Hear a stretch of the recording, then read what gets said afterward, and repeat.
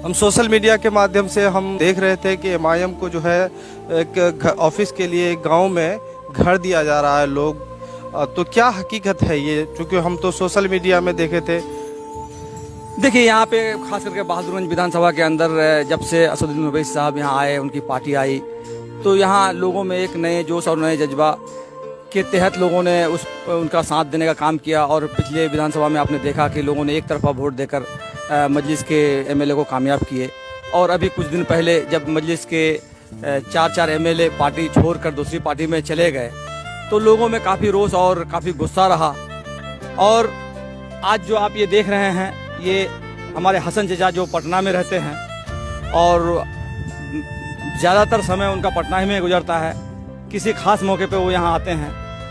उन्होंने इस ग्रामीण क्षेत्र में, एकदम देहात में, ये अपने मकान को एमआईएम ऑफिस के लिए वो दे चुके हैं। यानी कि इससे ये पता चलता है कि पार्टी छोड़कर एमएलए चले गए, लेकिन मकबूलियत जो पार्टी की थी वो कम नहीं हुई है, बल्कि कल से आज ज़्यादा मकबूलियत है।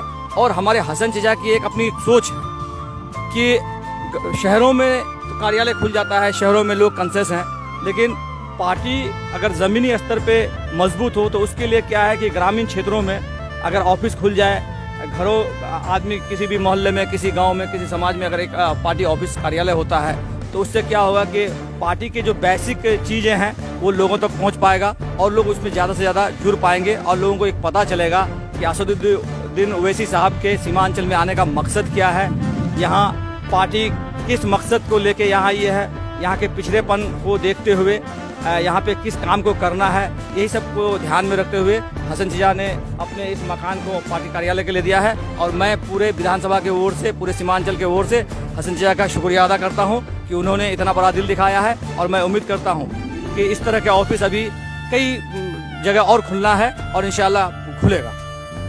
क्या लग रहा है कि जो है पार्टी इस बार जो है फिर विधानसभा चुनाव या लोकसभा चुनाव में उसी तरह से मजबूती मिलेगा, आम लोगों का सपोर्ट मिलेगा? देखिए, मैं तो पहले ही कहा कि पार्टी के 4 विधायक गए हैं और पार्टी की जो मकबूलियत थी वो आज भी बरकरार है। आम लोगों में असदुद्दीन ओवैसी साहब की चाहत, अख्तरुल इमान साहब की बेबाकी और मजलिस की मोहब्बत बरकरार है। इंशाअल्लाह कहीं से कोई दिक्कत होने वाली नहीं है, बल्कि कल से आज ज़्यादा मजबूती के साथ लोग खड़े हैं पार्टी के लिए। और हमदर्दी ज़्यादा बढ़ा है इनके जाने से, लोगों के अंदर एक रोष है, एक गुस्सा है और लोग कहीं ना कहीं पहले से ज़्यादा मोहब्बत करने लगे हैं एमआईएम से। अच्छा, जिस तरह से अभी जो पार्टी से जो है निकले हैं, आरजेडी में गए हैं, कहीं ना कहीं वो विधायक अभी पूरा विरोध कर रहा है एमआईएम का, इसका असर जो है जमीन पर क्या पड़ सकता है आपकी नज़र में? नहीं, देखिए, वो आरजेडी में गए हैं, आरजेडी का भी इतिहास रहा है, 15 साल हुकूमत की है आरजेडी, और लोगों ने देखा है कि आरजेडी की हुकूमत में अक़लियतों के साथ में क्या हुआ है। अक़लियतों के तो उनको वोट चाहिए, मुसलमानों का वोट चाहिए, दलितों का, पिछड़ों का वोट चाहिए, लेकिन उनके लिए वो कभी काम नहीं किए हैं। तो इनके अपने मुफाद के लिए, अपने स्वार्थ के लिए भले वो आरजेडी में चले गए हैं, लोगों का जो जुड़ाव, लोगों का जो रुझान और लोगों का जो हमदर्दी, लोगों की जो मोहब्बत, वो आज भी मजलिस के साथ में है। उससे पार्टी को, एमआईएम को कोई फ़र्क पड़ने वाला नहीं है। जो कि विधानसभा के कल घटना के बारे में आप क्या कहेंगे?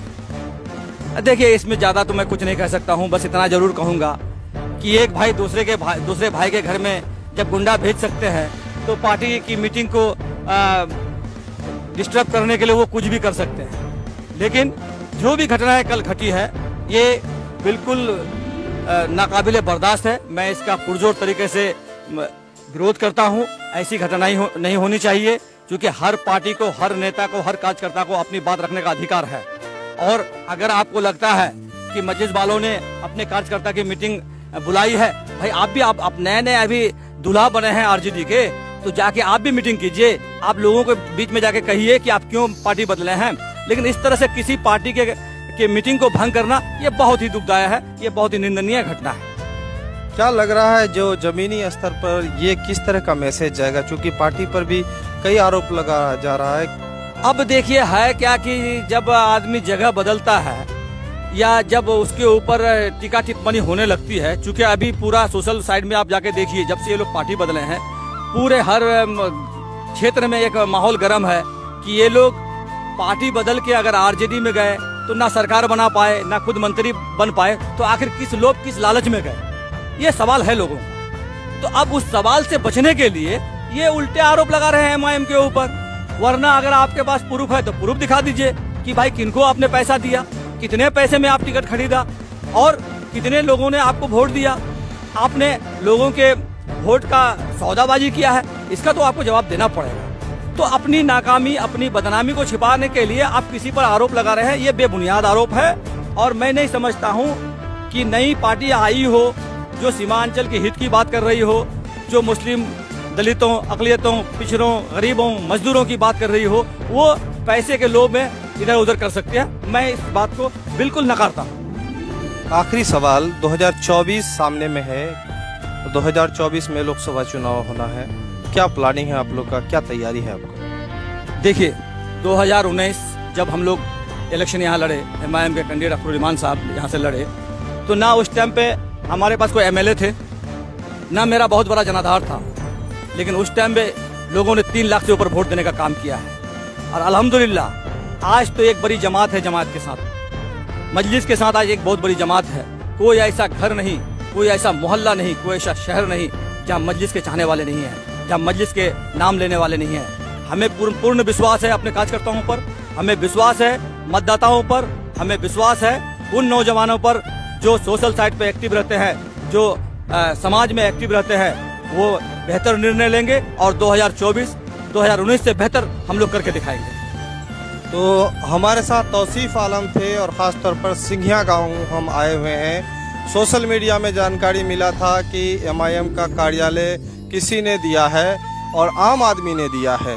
हालांकि इस वक्त बहादुरगंज विधानसभा में है और बहादुरगंज विधानसभा के जो एमआईएम के विधायक थे वो आरजेडी में चले गए। उनके बावजूद भी लोगों के अंदर एक जोश और जज्बा कहे तो अपना जो मकान है एक गांव में वो एमआईएम के कार्यालय के रूप में दे दिए हैं।